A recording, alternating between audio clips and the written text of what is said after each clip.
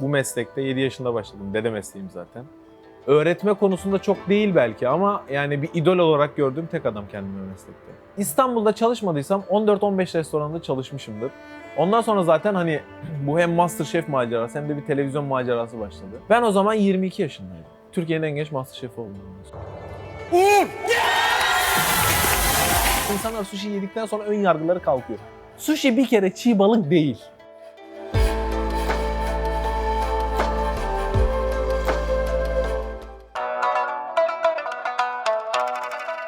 Ben Uğur Kardeş. İlk olarak İnegöl'de Vehbi Koç İlköğretim Okulu'nda okudum. Ondan sonra anne babam memur olduğu için Çanakkale'ye taşındık. Çanakkale'de turizm otelcilikte bir 4 senem geçti. Ondan sonra Antalya Akdeniz Üniversitesi'nde turizm otel işletmeciliği okuyup mesleğe başladım. En büyük hayalim üniversitede gastronomi okumaktı. Okuyamadım, puanım yetmiyordu çünkü. Akademik kariyerde o kadar başarılı bir adam değilim. Ama en önemlisi benim için mesleği hiç bırakmadım. Barda da çalıştığım, restoranların içinde işte garsonluk da yaptım, komilik de yaptım, runnerlık denilen o şeyi yaptım. Unutmamak için her şeyi yaptım. Tabii bunun yanında hep mutfakta da çalıştım. Günde 2 mesai, 3 mesai harcadım biliyorum.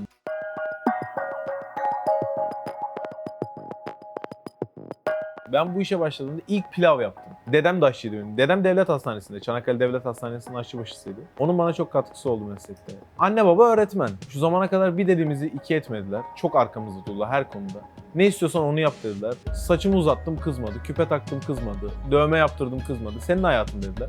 O yüzden aile dersen benim için her şeyden önce, işten daha önce gelir. En büyük hayalim benim İstanbul'a böyle motorla gelmekti. O zaman da bir tane Harley'im vardı. Motorla geldim İstanbul'a. Böyle bir hafta falan bir zorlu bir süreç geçtikten sonra böyle bir iş buldum kendime yatılı vesaire. Orada çalışmaya başladım. İstanbul benim için hep bir hayaldi. Böyle İstanbul'a gelip acaba bu şehirde yapabilecek miyim, yapamayacak mıyım ve ağlamadıysam 20 kere ağlamışımdır İstanbul'a geldiğimde. Dedim ki İstanbul beni yedi. %100 çok büyük bir şehir. Dışarıda sabahladığım da çok oldu. İstanbul'a gelen adam 1/3 ihtimalle İstanbul'da yapabilir. Çok zor.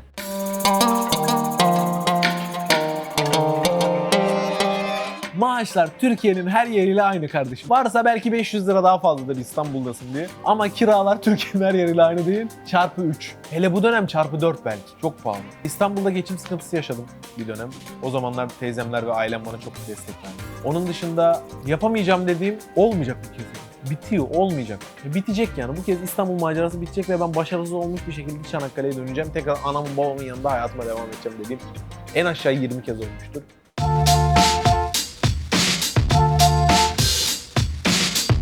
Şimdi ben bir iş başvurusuna gidiyorum. Diyorum ki işte ben şurada çalıştım. Ama diyor burası İstanbul. Burada çalışmadım. Burası çok farklı. Ama aynı yemeği veriyorsun. Hani neyi zor yani? Mutfakta da aynı tava var. Burada alınan yemek de aynı yemek. Reddedilmediysem İstanbul'a geldiğimde ilk başvuru yaptığım 40 restorandan red almışımdır. Girdiğim bütün restoranlarda maksimum 4 ay çalıştım. Tek amacım o şefin menüsünü öğrenip ben üstüne ne katabilirim? Kendimi çünkü en genç yaşta şef yapmam lazım.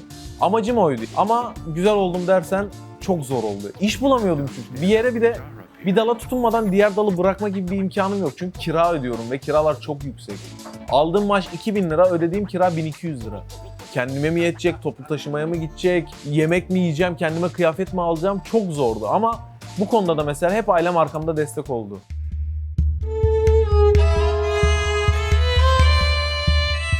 İstanbul'da çalışmadıysam 14-15 restoranda çalışmışımdır. Ondan sonra zaten MasterChef macerası başladı. Ben ilk o sese başvuru yaptım. Çünkü tek amacım televizyona çıkıp kendimi aşçı olarak bir yerde söylemek. O kanalı kim izliyorsa ben hani ilk bir çıkayım, ben aşçıyım diyeyim yani. Tek hedefim oydu. Sesi de o kadar iyi olan bir adam değilimdir ya. Çıktım, 3 tane eleme geçtim. Ondan sonra elendim. Ondan sonra dedim ki burada bir program daha varmış. Ona da başvuru yapıyorum. MasterChef'e başvuruyorum. Çok zorlu bir süreç başladı benim için ve hayatımın dönüm noktası. Dedim ki bu nasıl bir şey ya? Ben hayatımda sadece mutfağa girip tava sallamayı bilen bir herifim, yemek yapmayı bilen bir herifim. Ve orada her şey var, bütün yemekleri yapman lazım, anladın mı? Arkada biri geçiyor kamerayla, sesçi geliyor dinliyor, tepeden ışıklar var, sıcak. Yemek yapman lazım. Bunların hepsini bir saatte yapıp o şeflere sunman lazım. Dedim ki ben buradan çıktıktan sonra bir türlü kendimi kurtarırım. O şekilde motive oldum.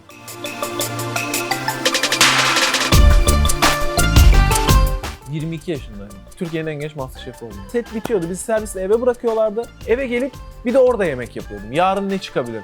İşte MasterChef İtalya, MasterChef Fransa, Amerika. Her yeri izliyordum. Nerede ne yapılıyor? Beef Wellington nasıl yapılır? Gordon Ramsay nasıl yapılır? Somer Şef'in restoranında ne var? Onu nasıl yapabilirim? Menüsüne bakıyordum, uyduruyordum. Oluyor, olmuyor.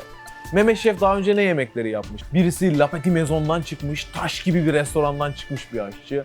Diğeri Zuma'dan çıkmış, deli gibi bir aşçı. Diğerinin kendine ait bir butik pastanesi var ve adı var. Diğerine bakıyorum, çok iyi bir anne ve çok iyi yemekler yapıyor.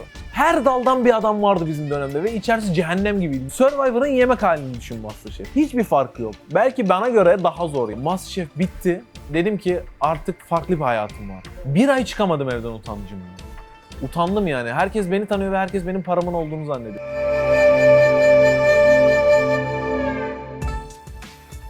Benim bir türlü para kazanmam lazım. Okey, sosyal medyada takipçim var. Bir şekilde bir girişim yapıp bir YouTube kanalı da açtım. Orada da bir takipçim var. Gelmiyorsa güzel paralar değil belki ama restoranda çalıştığın kadar 3-5 bin lira para geliyor YouTube'dan. O kadar hayal edilen gibi bir paralar değil o YouTube, onu da söyleyeyim yani. Instagram'da takipçim var ve bu takipçiyi bir şekilde maddi olarak kendine döndürmen lazım. Ama onu nasıl döndüreceğimi bilmiyorum. MasterChef beni marka yaptı. Hayatımın %100 dönümü. Çünkü şöyle bir şey oldu. Aşçı uğurdum. Şimdi MasterChef'im. Buranın sahibi Onat abi. Onat abiyle tanıştık. Ben dedim ki burayı daha iyi yönetebileceğime inanıyorum. Onat abi İzmir'de yaşıyor. Ondan sonra dedik ki tamam, ben de sana güveniyorum. Beraber güvenlik birbirimize aslında. Hiçbir sushi restoranında bu kadar büyük bir masa göremezsin. Hiçbir sushi restoranında, bazılarını tenzih ediyorum, barın önü vardır ama sushi genelde arkadan çıkar. Bizim sushi restoranında bizim barımız direkt mutfağın, salonun ortasında. Sushi, bütün sushiler burada çıkıyor çiğden. Biz kendi yemediğimiz hiçbir malzemeyi kullanmıyoruz. Sushi yosunu en basit sana söyleyeyim, piyasada 70 liraya da var 50 tane. Bizim kullandığımız sushi yosunu 190 lira.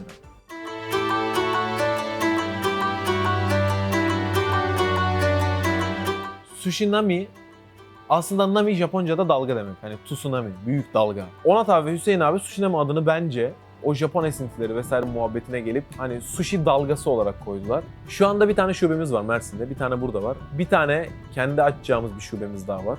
Sürpriz olsun. O şekilde 3. şubeye doğru gidiyoruz. Biz bir sushi'yi İstanbul'da da aynı lezzette, Mersin'de de aynı lezzette şu anda verebiliyoruz. Bir anda büyümek istemiyoruz biz. Step by step. Şu anda 35 personelimiz var, 3'ü yabancı. Aylık ciromuz şu anda 750 ile 1 milyon arası değişiyor. Ama %14 büyümemiz var şu anda 2 ayda.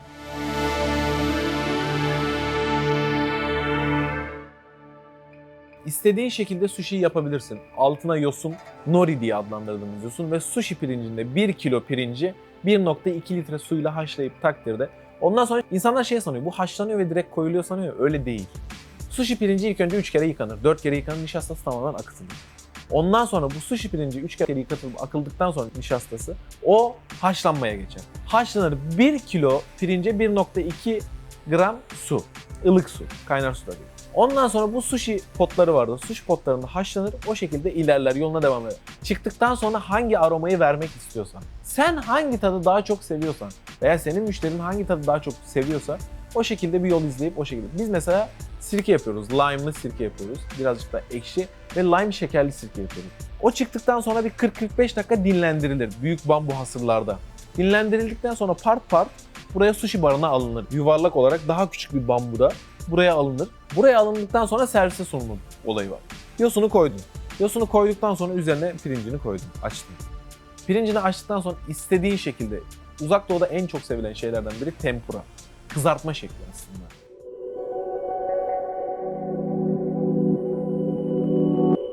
Krep hamuruna sardığın bir şey gibi düşün. Krep hamuruna sardığın gibi bir şey, karides, yengeç, aklına başka ne geliyorsa Uzak Doğu'da kullanılabilen, sen neyi seviyorsan, levrek, somon, aklına ne geliyorsa kullanabilirsin. Başlı temel şey yosun ve pirincinin iyi olması, tempura hamurunun güzel olması, malzemenin kaliteli olması ve avokadonun yumuşak olması. Mayonez çok kullanılıyor yurt dışından beri. Mayonez ama bizim bildiğimiz mayonez değil. Bizim mayonezimiz birazcık daha tatlı. O tatlılığı veren şey, biz içine bazen işte birazcık limonla şekeri fermente edip o şekilde kullanıyoruz. Dışarıda yediğim mayonez gibi değil mayonez. Yanında Uzak Doğu'dan gelen bir kültür, wasabi ve zencefil turşusu veriliyor. Biz burada ayrıyetten sushi İstanbul'da sorbe ikram ediyoruz misafirlere gelmeden. Çünkü sushi yemeden önce bir ağzını temizle ve hani yediğin sushi'nin gerçekten tadına var diye.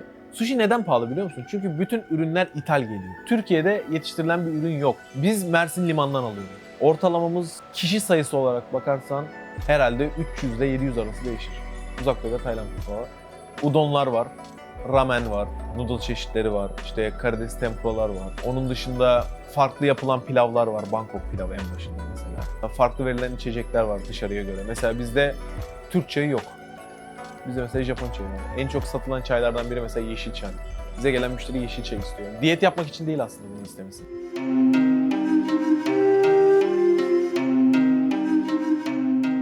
Bir kere uzak doğu restoranlarında olduğu için, o havayı tatmak istediği için o yeşil çayı içiyorlar. Günlük sushi satışı ortalamasını şöyle 250 roldan tut 1000 rola kadar çıktığımız oluyor. Sushi'de en çok seven kitle bence 12-18 yaş arası kitle diyebilirim. İnsanlar sushi yedikten sonra ön yargıları kalkıyor. Sushi bir kere çiğ balık değil. Evet, çiğ balık da verdiğimiz var.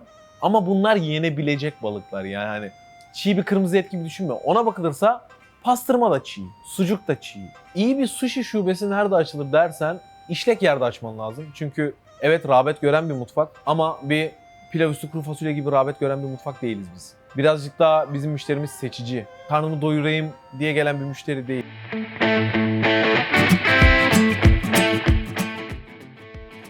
...5-6 gibi kalkıyorum. Günde herhalde bir 19-18 saat çalışıyorum. Çünkü restoran yönetmek çok zor. Ve restoran işletmenin en büyük sıkıntısı aldığın malın fiyatını bilmeden satmaktır ve bu yüzden çok insan batar. Çünkü bir ürünü alırken daha çok kâr edersin, satarken değil. En iyi sushi'yi Japonlar yapar değil, en iyi sushi'yi Sushinami yapara döndüreceğim bu işi. Çok uzak değil, 5 sene sonra görüşürüz. En başa dönsem şunu yapmasaydım dediğim şeyler yok. İyi ki de yapmışım dediğim her şeyi. Çünkü ben onu yapıp pişmanlık duymasaydım onu bir gün illa yapacaktım.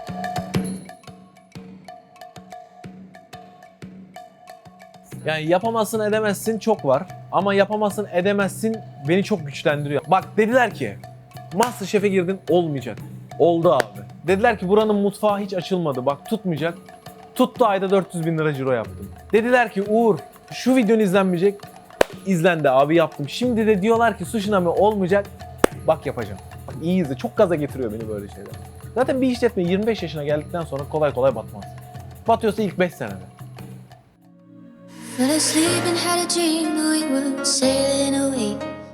Mehmet Gürsoy çok başarılı bir şey.